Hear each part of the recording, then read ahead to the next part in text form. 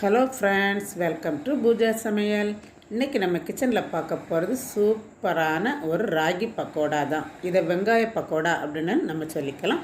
நமக்கு எந்த மாதிரி பேர் வைக்கணுமோ அந்த மாதிரி நம்மளே வைக்கிற பேர் தான். இப்போ நம்ம ராகி பக்கோடா பண்ண போகிறோம். இது பண்ணுறதுக்கு வீட்டில் இருக்கிற பொருளை வச்சு ஈஸியாக பண்ணிடலாம்.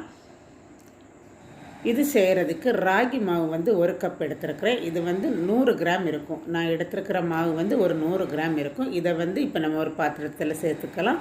அதுக்கு பாதி அளவு கடலை மாவு சேர்த்துக்கிறோம். இது ரொம்ப டேஸ்ட் கொடுக்கறதுக்கு தான் இந்த கடலை மாவு.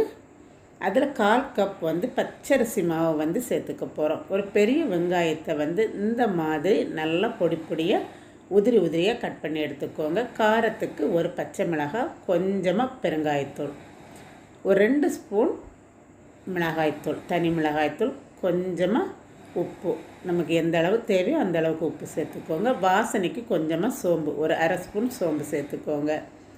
இப்போ இதை நம்ம நல்லா விரசி எடுத்துக்க போகிறோம். தண்ணி எதுவும் சேர்த்துக்க வேண்டாம். இப்போ நம்ம இதை நல்லா விரசி எடுத்துடலாம். வெங்காயமும் நல்லா உதிரி உதிரியாக வந்துடும் பாருங்கள், இந்த மாதிரி.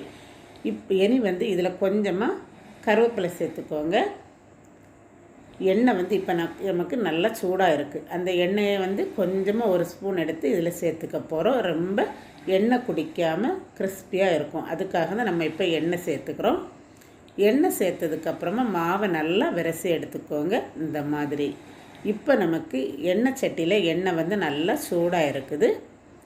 கொஞ்சம் கொஞ்சமாக மாவு எடுத்து நம்ம இப்போ இதில் கிள்ளி போட்டுக்கலாம். சின்ன சின்ன பீஸாக கிள்ளி போட்டுக்கோங்க. அப்போ தான் நமக்கு ரொம்ப கிறிஸ்பியாக கிடைக்கும். சாப்பிட்றதுக்கு ரொம்ப டேஸ்ட்டாக இருக்கும்.